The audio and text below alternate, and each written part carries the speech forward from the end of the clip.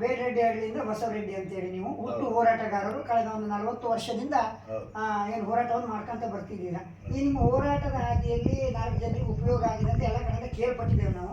ಹಾಗಾಗಿ ಸಂಘ ಸಂಸ್ಥೆಗಳು ಕೂಡ ತಮ್ಮ ಮಾತಿಗೆ ಬೆಲೆ ಕೊಟ್ಕೊಂಡು ಜನರಿಗೆ ಮಾಡ್ತಕ್ಕಂಥ ಕೆಲಸವನ್ನು ಮಾಡಿದ್ದಾರೆ. ಈ ಹೋರಾಟದ ಹಾದಿಯನ್ನು ಎಷ್ಟು ವರ್ಷದಿಂದ ಪ್ರಾರಂಭ ಮಾಡಿದ್ರಿ ಸರ್? ನೀವು ಅವಾಗ ಎಷ್ಟು ವರ್ಷ ಆಗಿತ್ತು ನಿಮಗೆ? ಸರ್ ನನಗೆ 23-24 ವರ್ಷ. 23-24 ವರ್ಷ ಹದಿಹರೆಯದ ವಯಸ್ಸಿನಲ್ಲೇ ಪ್ರಾರಂಭ ಮಾಡಿದ್ವಿ. ನಾವು ಈ ಹೋರಾಟಕ್ಕೆ ಬಂದಿರೋ ಉದ್ದೇಶ ಅಂದ್ರೆ ಅಂದಿನ ಕಾಲದಲ್ಲಿ ಸರ್ಕಾರಗಳು ರೈತರ ಮನೆ ಸಾಲಕ್ಕಾಗಿ ರೈತರ ಮನೆಯಲ್ಲಿ ಜಪ್ತಿ ಮಾಡ್ತಿದ್ವು, ಹರಾಜು ಮಾಡ್ತಿದ್ವು. ಮತ್ತೆ ಈ ಲೆವಿ ಪದ್ಧತಿ ಇತ್ತು. ಲೆವಿ ಅಂದ್ರೆ ರೈತ 1 ಎಕರೆ ಭತ್ತ ಬೆಳೆದ್ರೆ ಅದಕ್ಕೆ 5-6 ಕ್ವಿಂಟಲ್ ಅರ್ಧ ರೇಟಿಗೆ ಸರ್ಕಾರ ಕೊಡಬೇಕು ಅಂತ ಲೆವಿ ಪದ್ಧತಿ ಇತ್ತು.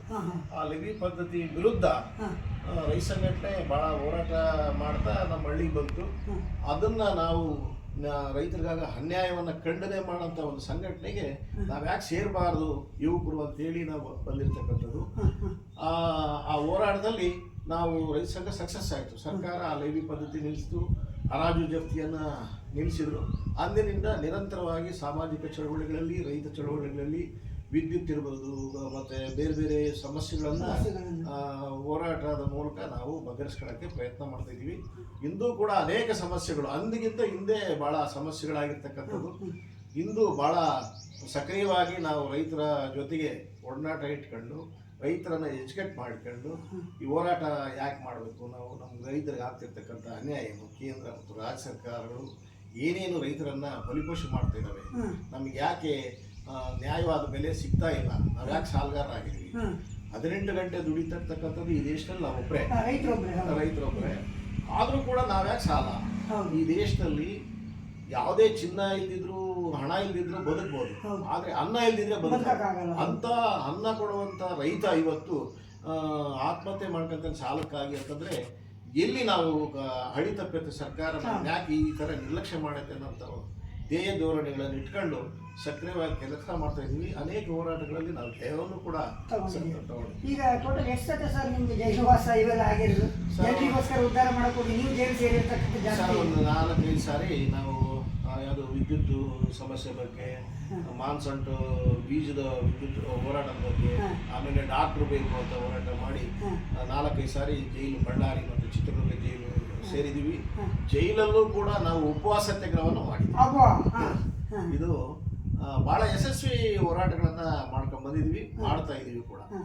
ಇನ್ನು ಕೊನೆಯದಾಗ ನಾನು ನಿಮ್ಮ ಹತ್ರ ಕೇಳೋದೇನು ಅಂತಂದ್ರೆ, ಈ ನಿಮ್ಮ ಸಂಘಟನೆ ಈಗ ಬಹು ದೊಡ್ಡವಾಗಿ ಬೆಳೆದಿದೆ, ಬಹಳ ದೊಡ್ಡ ಮಟ್ಟದಲ್ಲಿ ಬೆಳೆದಿದೆ. ಈಗಿನ ಯುವಕರಿಗೆ ಈಗಿನ ವಿದ್ಯಮಾನಗಳನ್ನು ನೀವು ನೋಡ್ತಾ ಇದ್ದೀರಾ, ಏನು ಮೊಬೈಲಲ್ಲಿ ಏನು ಬಂತು ಅದನ್ನೇ ನಂಬಿಬಿಡ್ತಾರೆ. ಆನಂತರ ಸತ್ಯನ ಸುಳ್ಳ ಅಂತ ನೋಡುವುದಿಲ್ಲ, ಹೋರಾಟದ ಹಾದಿ ಗೊತ್ತಿಲ್ಲ. ಹಿಂದಿನವರು ಹೋರಾಟ ಮಾಡಿ ಯಾವ ಮಟ್ಟಕ್ಕೆ ತಂದು ನಿಲ್ಲಿಸಿದ್ದಾರೆ ನಮ್ಮ ಸಂಘಟನೆಯನ್ನು, ನಾವು ಅದನ್ನು ಮುಂದುವರ್ಸ್ಕೊಂಡು ಹೋಗ್ಬೇಕು ಅನ್ನುವಂಥ ತಲೆ ಅವ್ರಿಗೆ ಇರೋದಿಲ್ಲ. ಅಂಥ ಯುವಕರಿಗೆ ನೀವೇನು ಹೇಳ ಬಯಸ್ತೀರಾ ಸರ್? ಸರ್, ಈಗ ಇಡೀ ದೇಶದಲ್ಲಿ ಯಾವುದೇ ರಾಜಕೀಯ ಪಕ್ಷಗಳು ನಮ್ಮ ರೈತರನ್ನ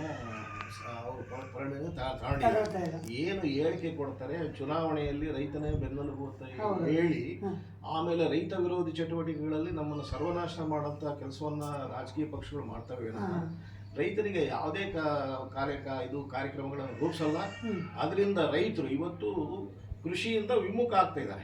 ಲಾಭದಾಯಕ ಉದ್ದಿಮೆ ಅಲ್ಲ ಇದು, ನಮಗೆ ಲಾಭ ಸಿಗದ ಕಡೆ ಹೋಗ್ತೀವಿ ಅಂತೇಳಿ ಯಾರು ಕೂಡ ಕೃಷಿಗೆ ಬರ್ತಾ ಇಲ್ಲ. ಅದರಿಂದ ನಾನು ರೈತರಿಗೆ ಹೇಳೋದೇನಂತಂದ್ರೆ, ಇವತ್ತು ಯಾವುದೇ ಒಬ್ಬ ದೇಶದಲ್ಲಿ ಅತ್ಯುನ್ನತ ಸ್ಥಾನಮಾನ ಹುದ್ದೆ ಅಂತಂದ್ರೆ ಗೌರವ ಅಂದ್ರೆ ಅದು ರೈತ. ಅದು ಕಷ್ಟ ಇರಬಹುದು, ಆದ್ರೆ ಕೂಡ ಅವನಿಗಿರ್ತಕ್ಕಂಥ ಗೌರವ ಘನತೆ ಬೇರೆ ಇದಕ್ಕಿಲ್ಲ. ಅದನ್ನ ಪಡ್ಕೊಳ್ಳೋದಲ್ಲಿ ನಾವು ವಿಫಲ ಆಗಿದ್ದೀವಿ ರೈತರು. ಅದರಿಂದ ಸಂಘಟನೆ ಹೋರಾಟಕ್ಕೆ ಈ ಕಾಲದ ಯುವಕರು ಎಲ್ಲರೂ ಕೂಡ ಜೊತೆಗೂಡಬೇಕು. ಇದನ್ನು ಮನವರಿಕೆ ಮಾಡ್ಕೊಂಡು ನಾವೇ ಈ ದೇಶದ ಪ್ರಭುಗಳು ಅಂತ ಹೆಮ್ಮೆಯಿಂದ ಹೇಳ್ಕೊಳ್ಳೋಕ್ಕೆ ರೈತರೆಲ್ಲ ಒಗ್ಗೂಡಿ ರೈತರು ಮಕ್ಕಳು ಬರಬೇಕು ಅಂತ ನಾನು ತಮ್ಮ ಮೂಲಕ ಕೇಳ್ತೇನೆ. ತುಂಬ ಧನ್ಯವಾದ ಸರ್, ತುಂಬ ಧನ್ಯವಾದ. Thank you.